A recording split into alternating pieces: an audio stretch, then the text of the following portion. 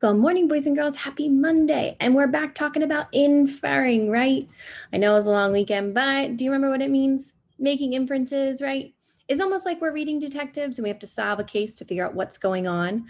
And a lot of times in stories, right, the author doesn't tell you exactly what they mean or exactly what is going on or exactly how the characters are feeling. So it's our job as readers to use the evidence, right? And to figure out what's going on, take a guess.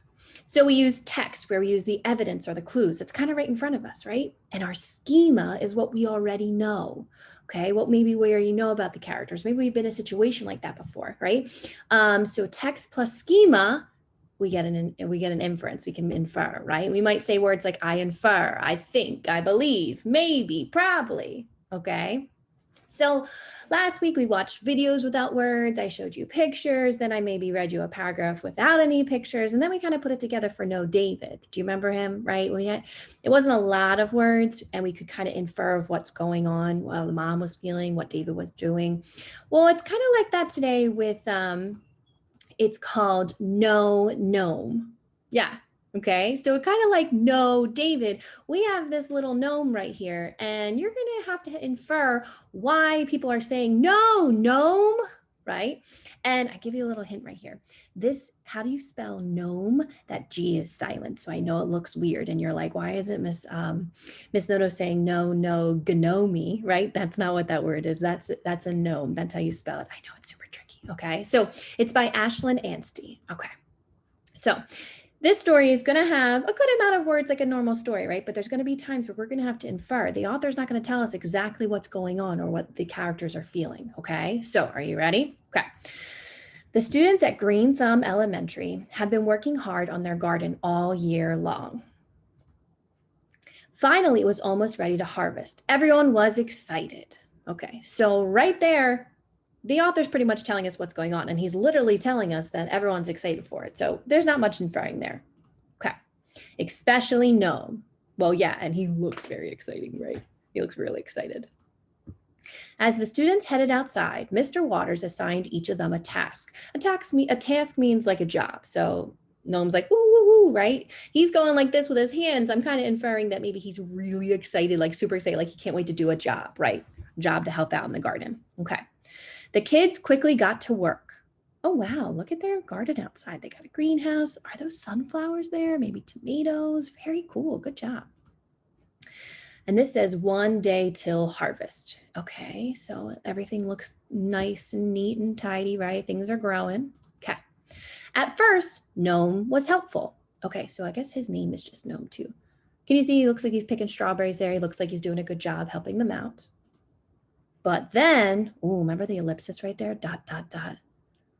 Uh-oh, Gnome. Uh-oh, but then, what's he doing? Yeah, what's he doing? Can we infer in this picture? One, that worm looks terrified, right? Like, ah! Right? It kind of looks like Gnome is like picking things up. So he's maybe picking too much or playing too much in, maybe those are strawberry patches. So no. Oh, okay. So that's all the words we got there. So what do you think? How do you think this character's feeling? Probably upset, right? He's like, no, like we have strawberries there. What are you doing? Why are you ruining them? No. Okay, so now I see that Gnome is pretty happy. Maybe he just doesn't know. Like he thinks he's helping. I'm not sure. They have to keep inferring and figure out what's going on here. Mr. Waters suggested Gnome try something else. Okay. Can you infer a little bit here? This one might be a hard one. Why would Mr. Waters, the teacher, tell Gnome to try something else to help out with? What do you think? What do you infer here? Yeah, he's implying that like he's trying to say like, Gnome, you weren't so good with the strawberries. I think you need to try something else because you kind of ruined the strawberries, right? So the teacher's like kind of saying, hey, try something else. That didn't work out. Try something else. Okay. He's got water in his hand. But pretty soon, oh, Gnome, are you related to David? He's watering and then too much water. Oh, no. Oh, no. No. Okay. Inferring here. Do you think these characters wanted to get wet and sprayed by Gnome? I don't think so. Nope. Mr. Waters gave Gnome one last chance. Ooh, okay, what does that kind of mean? One last chance. What are you thinking here? What are you inferring here? What's he implying? Oh, those characters look really mad. Yeah, he might be saying like, listen, Gnome, I gave you once, twice, 3 strikes, you're out, right? One last chance. And if you misbehave and you do something silly here, maybe you're not going to be able to help out or something like that. I kind of agree with the teacher here. All Gnome had to do was stand still and hold the basket for the garden clippings. That means maybe pieces of like maybe weeds that shouldn't be there or something like that, or extra stuff that he just kind of holds. It's like he's holding a trash can. Okay, so let's see, can he mess this up? But Gnome didn't even last 1 minute. Okay, his job was supposed to stand still. Oh gosh, look what he's doing. Can you see what he's doing right now? He's dancing around. Oh, he's ruining the sunflowers. He left that basket around. He's running around. No, he's in the tree. He's bothering the cat. He's eating the lettuce. No. Oh, no, no. He knocked over the plants. Oh, no. He's like smiling about it too. That worm is still kind of scared there. Mr. Waters sent Gnome back to the classroom. Okay. That's all the words we have there, but what do you think happened? What's the evidence here and what you know is going on here? Okay, why are those kids so upset right there? When I say kids, some of them are kids, some of them are rabbits. Why are they so upset? What do you infer right here? Yeah, Gnome just ruined their whole garden, right? And Gnome doesn't look too sorry about it. No, right? So since he's not so sorry about it, the teacher's like, that's it. I told you, you're going in timeout basically in classroom. Get away from this garden. You ruined it. Oh my goodness, Gnome. When the other kids returned, no one said hello. What does that mean? Can you infer here? Okay. You ever been so mad at someone that you kind of don't want to talk to them? Because you're kind of like, if I say sometimes it's better to say nothing at all if you have nothing nice to say. Ever heard that? Okay, so when they came in, basically they came in for working on the garden. No one was already in the classroom, but none of them said hello to him. Why do you think? Yeah, they're super mad at him. They're like, we just worked on that whole garden and you ruined it, right? Like, so we don't even want to say anything like mean. We're just really upset. We can't really talk to you right now. Gnome kind of looks upset about that too. I hope he understands why.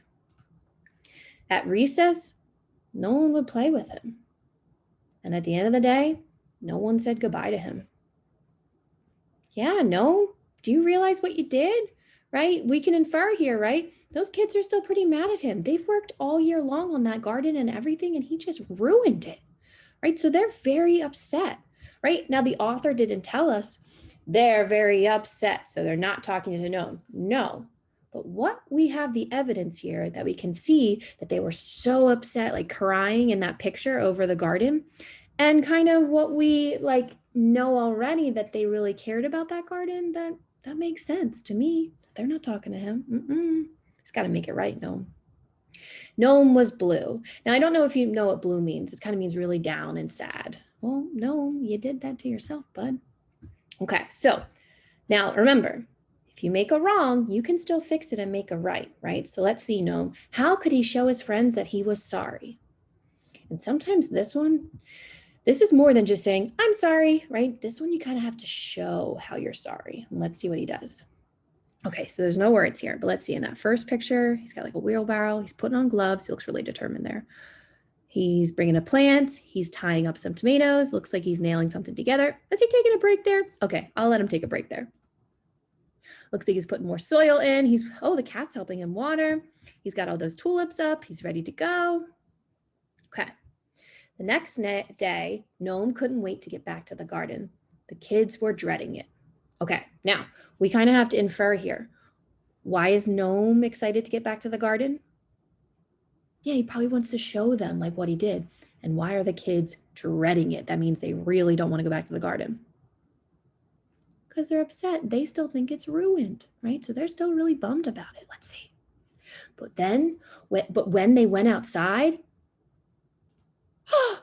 oh no, they didn't say no, right? Look, he made it all better.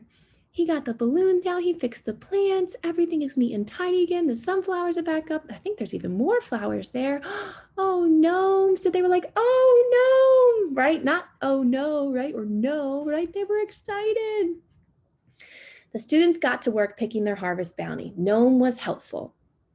So the kids kind of got some energy from that. They were like, oh, it's all better now, right? Thanks, Gnome. But it's like, Gnome's like, I'm sorry, right? I wanted to make it better. So Gnome was helpful.